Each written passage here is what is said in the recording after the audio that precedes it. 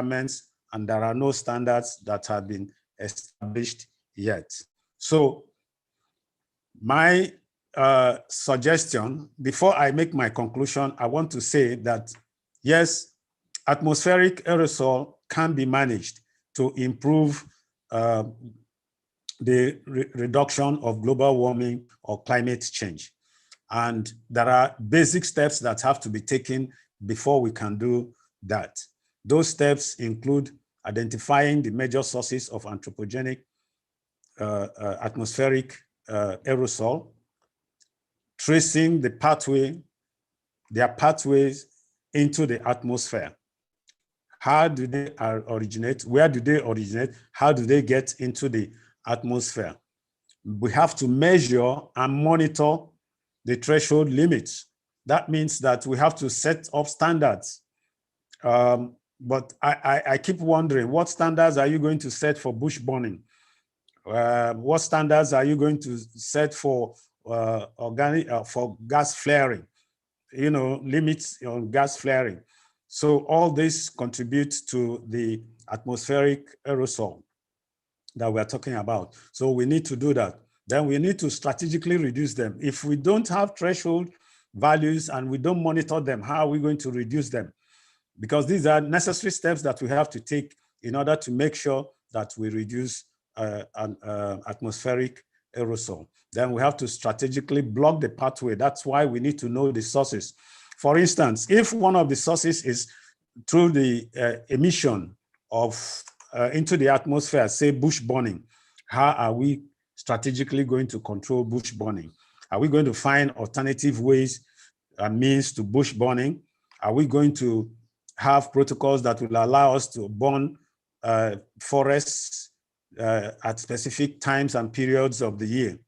Okay, even if we have to do that for deliberate bush burning for our farming systems, especially in Africa, what about the wildfires in United States, around the United States and other Asian countries? How are we going to control all those ones? So these are challenges posing global warming reduction strategies. Then the last one is that we have to also strategically mitigate the effects. Yeah, we have to strategically mitigate the effects.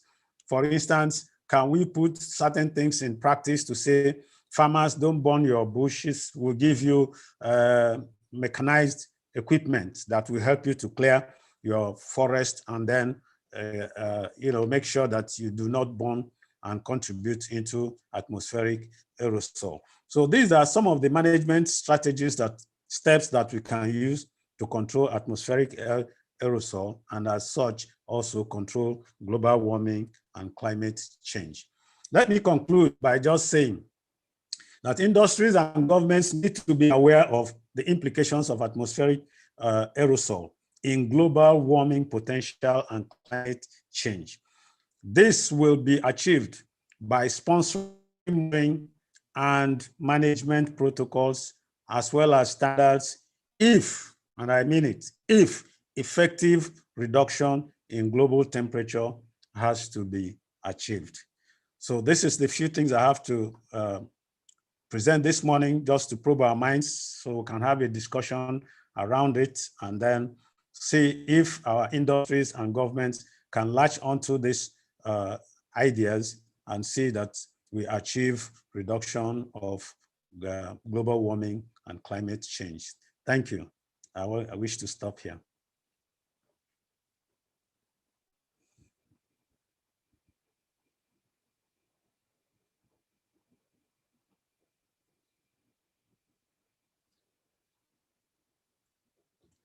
Hello.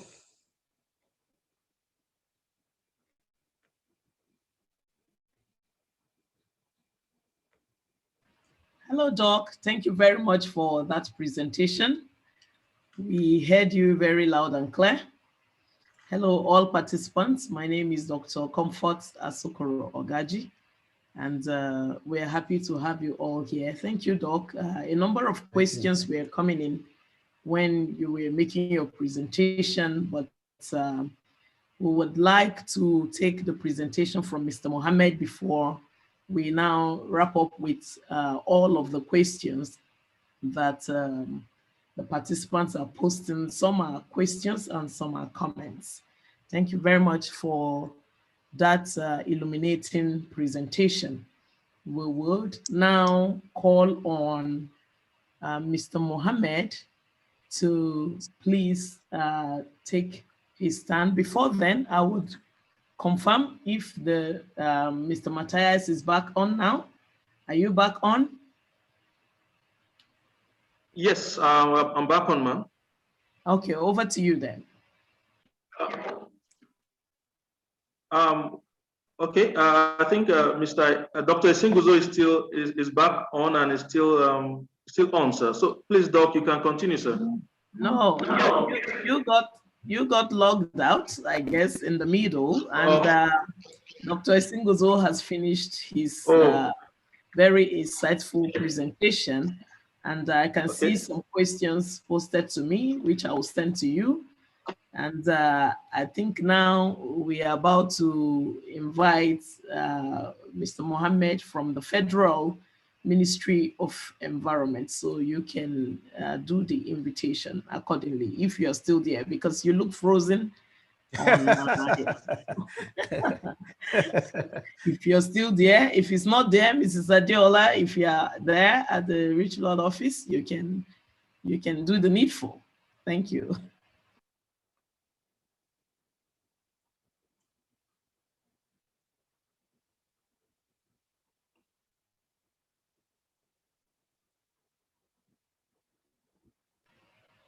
Okay, so I think that Mr. Matthias is still having some challenges. Yeah. You know, the digital realm has brought opportunities, but has also brought to us challenges to cope with. Because if we are face to face, we will not have the. Yes, I'm here, ma'am. Yes, very much for that. Yeah, we had just a quick break in transmission, but we are back on now. Right now, we are going to invite Mr. Mohammed from the Federal Ministry of Environment to make his contribution to the topic of discourse at today's workshop. Over to you, Mr. Mohammed. Thank you very much for joining us. You're all welcome. Good morning. Are you hearing me? Yes, we can hear you. Yes, loud and clear. Okay, good morning. My presentation is going on this way. First, definition, then sources of emission, point sources, drivers of emission, and inventories. We have area and air pollutants, major effects of companies and industries, emission. Then emission reduction and preventive methods. So emission inventories, what companies need to know. An emission inventory is a chart that usually contains the total emission for one or more specific greenhouse gases or air pollutants originating from all source categories in a certain geographic area and within a specific time span, usually a specific year. It can also be defined as a database that lists by sources the amount of air pollutants discharged into the atmosphere during a year or over a period of time. Normally, emissions are gotten from different sources, which are as follows: point sources, area sources, and line sources. Point sources are stationary sources that are typically large manufacturing and production plants, which includes confined chimneys or stacks, emission points. The point sources can be hospitals, hospitals, incinerators, power plants, hospital boilers, hotel boilers, and crematories and industries. Area sources are sources that are defined as sources that are too small or too numerous to be considered as point sources. They include a wide range of sources such as residential cooking facilities, rice straw, biomass burning, gas stations, construction activities, and printing facilities, auto repairs facilities, paint spraying facilities, etc. Little line or mobile sources, these are vehicle engines and equipments that generate air pollutants, air pollution that move or can be moved from one place to another. Mobile sources are classified under two smaller sources: on-road sources and non-road sources. On-road sources include vehicles used on roads for transportation of passengers or fleet that may use gasoline and diesel-powered vehicles. Engines and equipment used for construction and agricultural transportation. Non-road sources include marine vessels, aircraft, railways, and tractors, etc. Oh, come on, move this thing.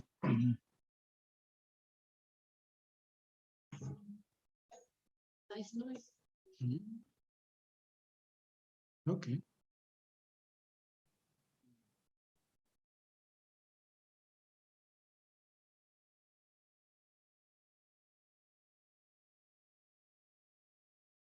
Okay.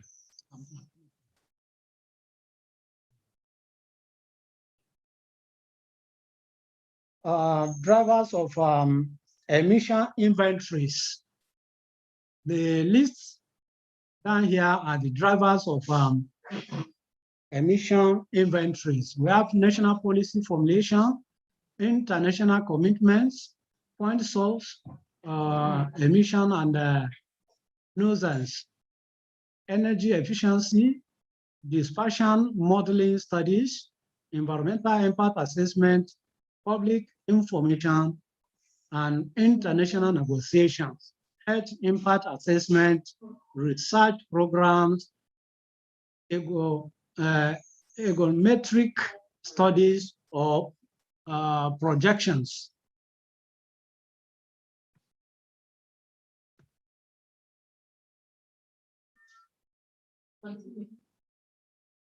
Okay.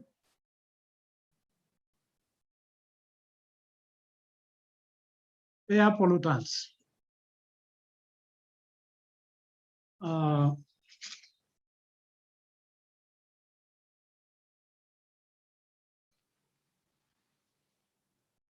We have the following as source of air pollutants: acidifying pollutants and ozone precursors.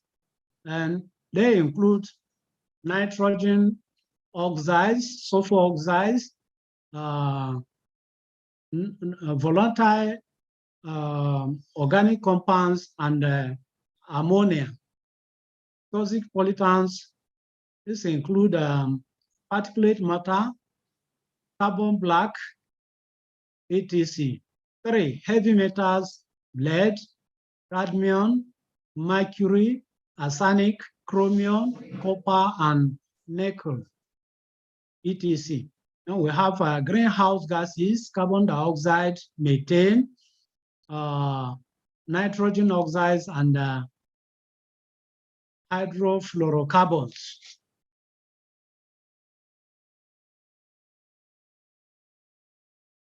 What companies in Nigeria need to know: the emissions that comes out from companies, either from their chimney, industrial boilers, hotel boilers, hospital incinerators and stock emission points can lead to air pollution and are responsible for a number of adverse environmental effects, such as reduced atmospheric visibility, photochemical smoke, and acid rain, death of forests, emission of greenhouse gases from combustion of fossil fuels is associated with global warming of Earth's climate. Certain air pollutants include black carbon, not only contribute to global warming, but are also suspected of having immediate effect on regional climates. Factories and companies negatively impact the environment through air pollution emission, toxic waste disposal, and waste contamination. Besides, they are also the major offenders when it comes to greenhouse gas contribution. Companies alone are responsible for nearly 2/3 of the emission to be blamed for global climate change. Also, the emission from companies could lead to land pollution, soil contamination as a result of direct exposure to the pollutants, leakage of toxic gases into building and groundwater pollution.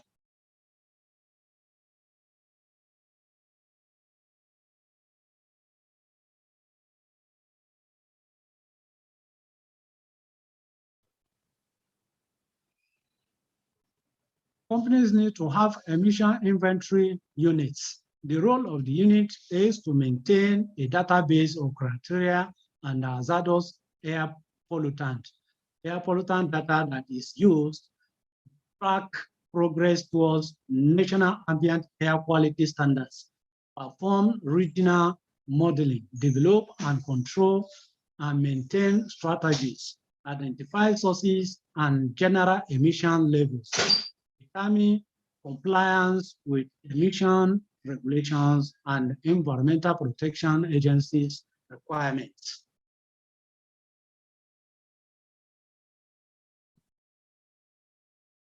Major effects of companies and industries emission. It leads to depletion of natural resources. It leads to air pollution, water pollution, and soil pollution. Global warming, climate changes are the major consequences of industrialization. It causes acid rain. It leads to degradation of land quality. It leads to the generation of hazardous waste whose safe disposal becomes a big problem. These industries are responsible for the following adverse diseases and ill effects, like silicosis and pneumococcus, tuberculosis, skin diseases, and deafness. Emission reduction and prevention methods. The following provides a look at some of the most effective ways to minimize and prevent industrial air pollution emanation. Use technology to destroy pollutants at the source, as using catalysts as oxidizers.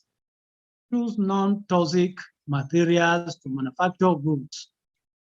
Deploy more effective enterprises, replacing lights in factories to energy-efficient bulbs. Use of improved machineries or manufacturing processes, boosting performance of boilers can sharply reduce air pollution from industries. Companies should acquire more recent electric motors with up to 95% of efficiency. switching from coal, oil to natural gas, reduce operating costs and extend plants' life by eliminating corrosion from fuels, make the switch to clean energy source, use materials which are made from recycled materials.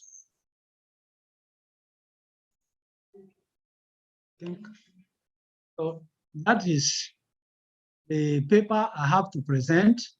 Thank you for being there with us. Hello. Yeah, we are here with you, sir. Thank you very much, sir, for thank you very much, sir, for the presentation, sir. Yes, sir. Yes, sir. We are indeed very grateful. Thank you, Mr. Gia, for that presentation. Yes, also, a big thank you to Dr. Isinguzo for your presentation. We have received a couple of questions during the course of this presentation. We'll go ahead and take some of this question right now. But for want of time, we will not be taking everything. I just have to take a couple of questions. First, the question goes to Dr. Isinguzo, and this question is from Dr. Justin, all the way from Tanganyika in Tanzania. He said, thank you for the event. My question goes to Dr. Isinguzo. How can aerosol be monitored from the scientific point of view? I take the question again. How can aerosols be monitored from the scientific point of view?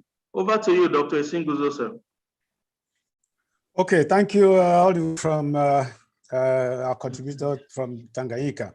Aerosols can be monitored just like everything. You know, this day they were in the age of science, and as a scientist, what we need to do is to have markers for the different types of aerosols, and we can do that and then monitor them electronically.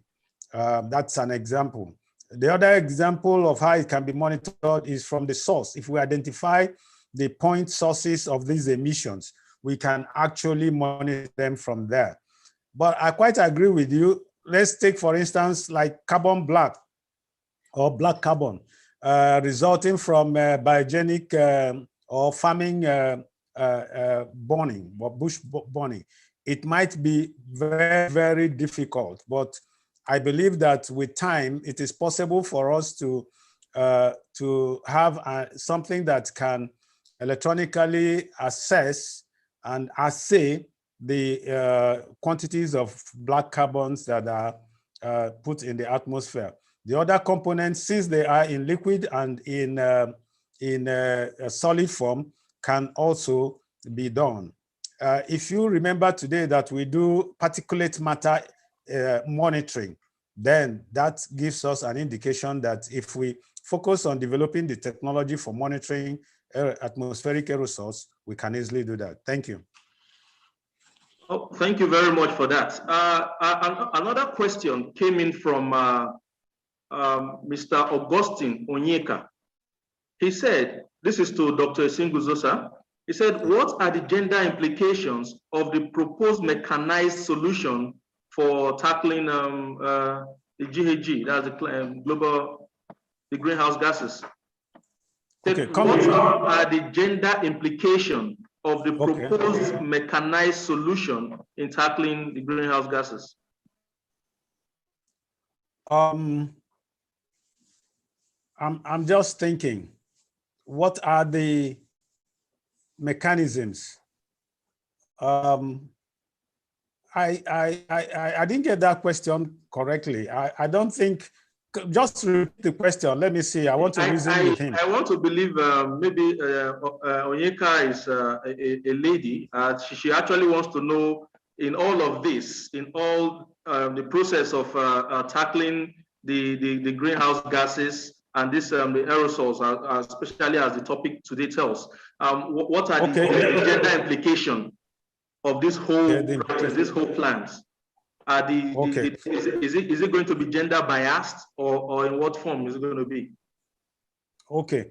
That's why I was wondering what the gender is here. If looking at the processes for tackling the greenhouse gases as well as the atmospheric, we're dealing here with chemical compounds. So their effects on human biology is on both genders. So directly, I think that there is not going to be any gender implication in this. The whole idea is that we must consider the atmospheric aerosol at the same way we consider the greenhouse gases. There are other economic and infrastructural activities or considerations that must be taken into consideration if we want to control greenhouse gases. Some of them, like we mentioned, you have vapor, you have carbon dioxide.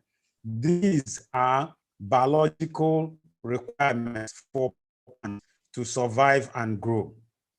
So if you want to, for instance, remove carbon dioxide from the air, the implication is that your agriculture will be affected by the technology you're going to use. Yeah.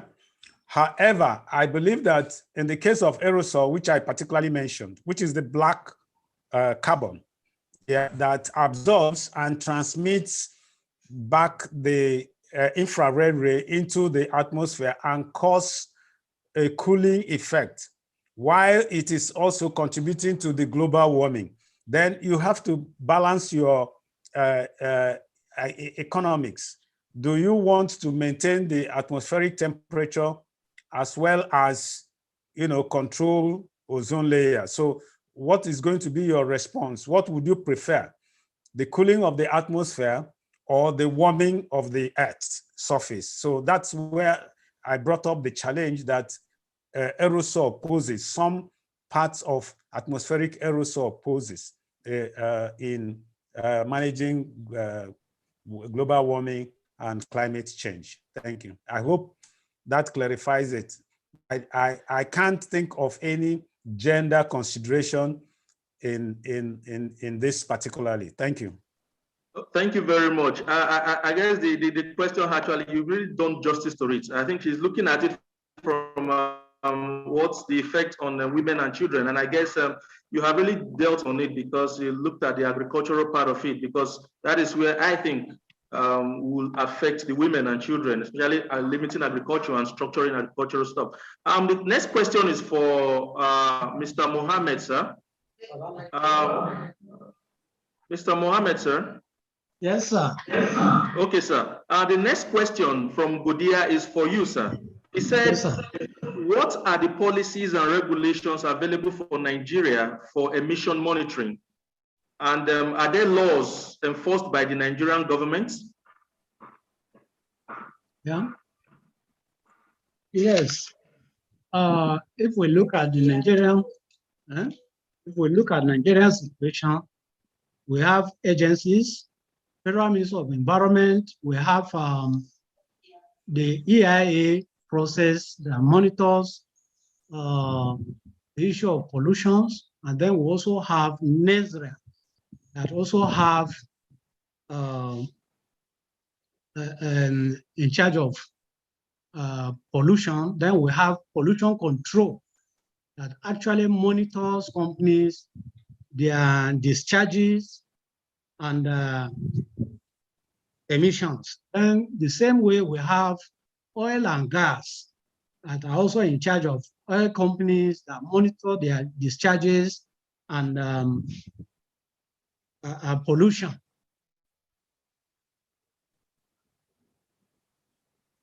Okay, thank you very much, sir, for that. Another question came forth.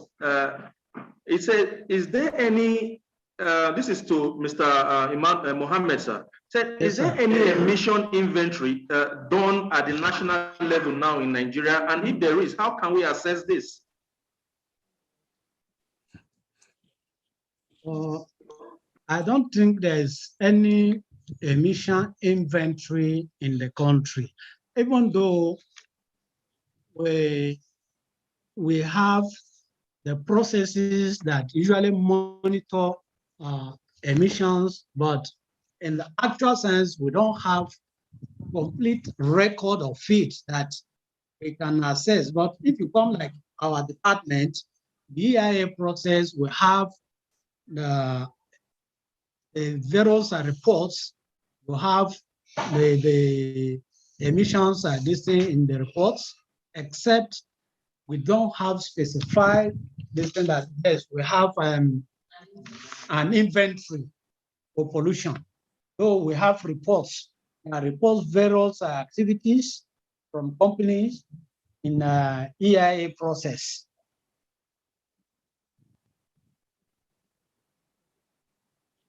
I can't hear you again. I can't hear. Thank you, sir. You can hear me now, sir? Yeah, I can hear you now. Okay. Thank you for the answer, sir. What I was even trying to say is that we don't have a database that one can easily assess. But if you look at various reports, you can get those informations. Okay. Okay. Thank you very much for that, sir. I think this will lead me to the next question for you, Mr. Mohammed, sir. He said, okay, sir. What is the Federal Ministry of Environment doing to make sure that corporations, companies, establishments reduce the amount of emissions being released? We have air monitoring this thing, and as I've said earlier, the EIA process is such that all the companies, they make their reports on quarterly basis on air quality monitoring, waste, solid waste effluent monitoring quarterly. So, and that's to ensure that they don't pollute our atmosphere, they don't pollute the environment, they don't pollute the land, and they make sure that those their monitoring reports are sent to the ministry, which we read through and raise questions where they are high. We ask them to make sure they reduce it to the nearest minimum or to the set standard. Okay, sir. Thank you very much, sir. Another question came in, sir. This is for Dr. Isinguzo, sir. Okay. The question is from Mr. Sunday Ojo. He said, thank you very much for the presentations. His question is there hope that we will be able to address climate change before it is too late? Okay. I think this is a political question, so I'm going to answer it politically. Well, hope, yes, hope. But you know, what is hope? If I define my biblical language of hope, yes, we have hope and we have faith that that will be done. But I can tell you, we don't have the infrastructure. In fact, we don't have the political will. Take, for instance, gas flaring. You know, I was in Shell for 20 years, and it's been almost 13 years since I retired from Shell. So you can imagine how long I've been dealing with this particular issue. We're talking about gas flaring. We have had gas flaring reduction plan in this nation as long as the oil industry exists. And if you go to the Department of Petroleum Resources, they will tell you all the efforts they've made. In a nation like Nigeria, we have what is called carbon tax, and we are making money out of flaring. And for us to cut the emission of greenhouse gases, we have to stop gas flaring. So the question is as good as answered.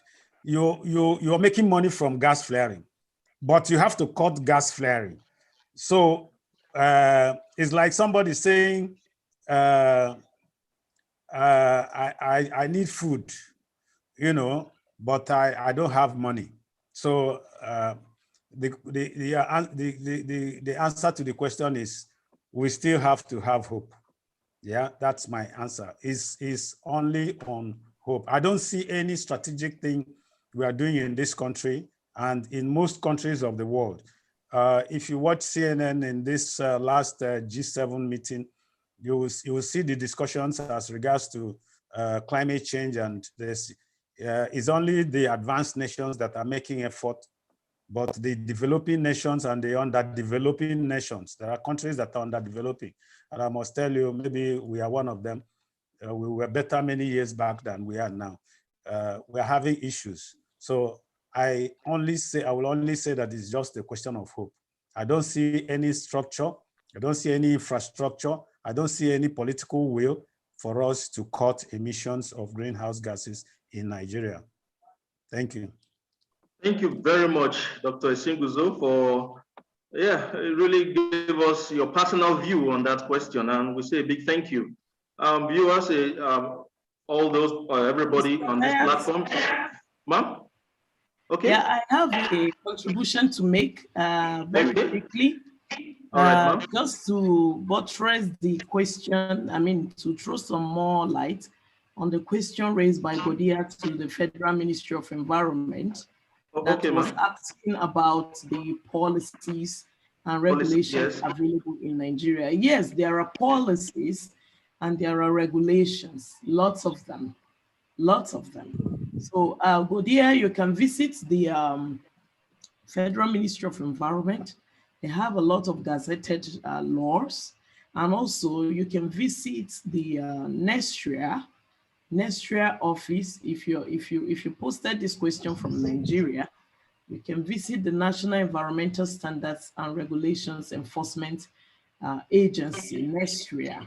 That is the enforcement arm of the Federal Ministry of Environment. They enforce these policies.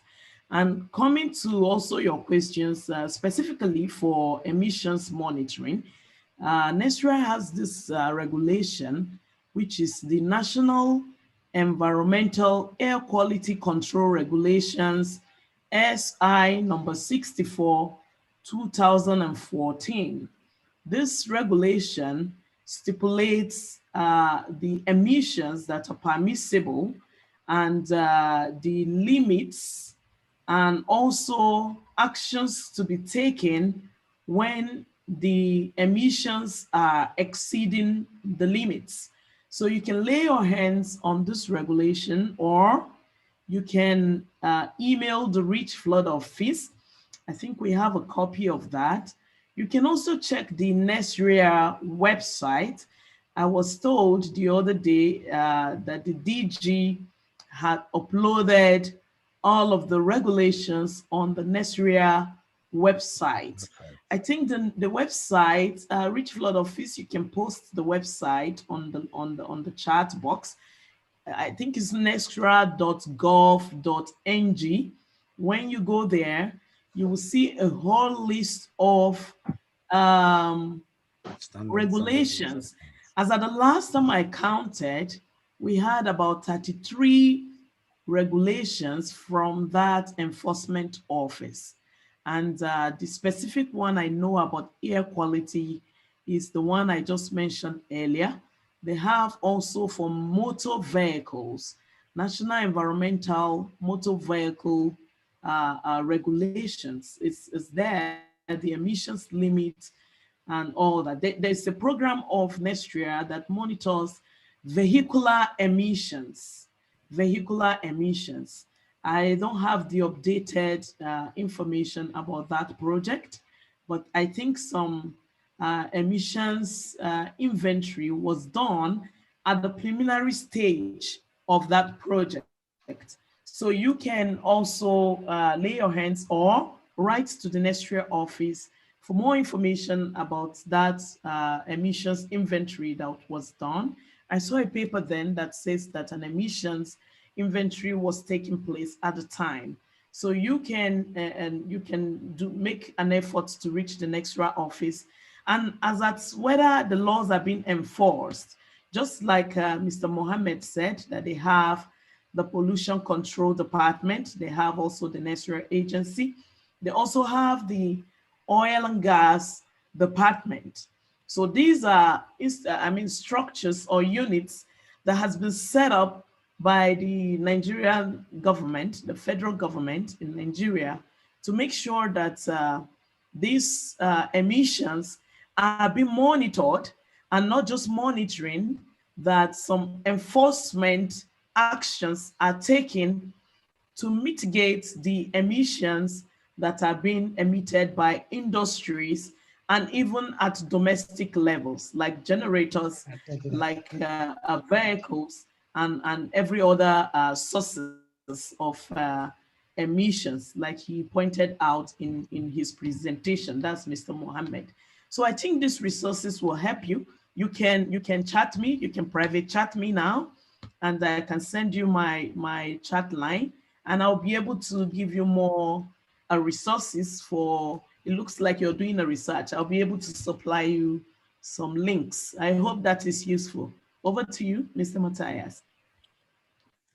Okay, thank you very much, Ma, for the contribution and for your magnanimity in wanting to assist Godia with the research. It's a pleasure.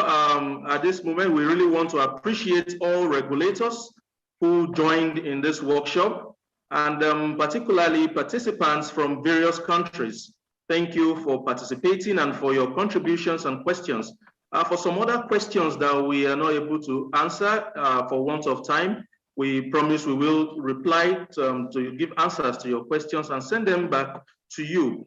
Particularly, I want to appreciate once again Dr. Isinguzo Nandi, one of Nigeria's foremost environmental biologists, and the MD CEO of .com Nigeria Limited. Sir, we thank you for being part of this. And also, we sincerely appreciate Mr. Mohammed Jia, Deputy Director in Environmental Standards and Monitoring Department of the Federal Ministry of Environment. So we say thank you for taking our time to be a part of this presentation and this workshop, and for your presentation today. On behalf of Richflood, the organizers of this event, we want to say a big thank you to everybody who had attended this morning's session. We are confident that your understanding of the topic today, emission inventory, has been broadened. We look forward to having you in our afternoon session, where we will be having to give us their presentation, contribute to this topic. Dr. Mrs. Comfort Asokoro Ogaji, the Group Managing Director, CEO of Richflood Group. We also will be having from Canada, Dr. Samuel Kaharabata, who is a doctor in climate change, an expert in climate change. And also from South Africa, we will be having Dr. Ola Akinshikbe, who also is a doctor in air quality chemical technology. We implore you all to be with us for our afternoon session so that we'll have more insight into the topic for today. Please, if you have further questions and contributions, kindly forward them to info@richflood.com. info@richflood.com. Before we close the curtain for today's this morning's session, I would implore us to put on our cameras, please. We would love to see all our beautiful faces, the beautiful faces of all participants for this morning's session. Please kindly put on your cameras. Let us see our faces. It will be I will be very grateful to see all our faces, please. Okay, wow. Wow. Please put all your cameras. Oh, we appreciate we have Engineer Olisa Debe. Thank you very much for joining us. We also have Mr. Dan. Mr. Dan, thank you for joining us. Thanking Dr. Justin from Tanganyika for joining us for this presentation, this workshop today. Please, we would like to see more of our faces, please. We would like to see more of our faces, please.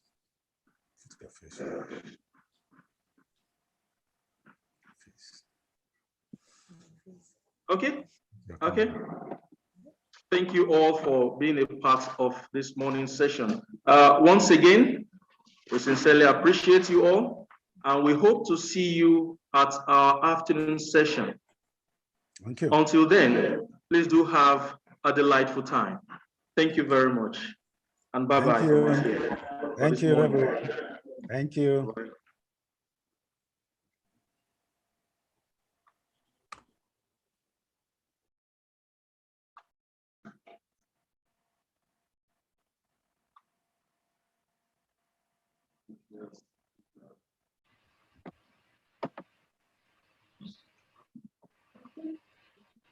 Hello, Nafisat.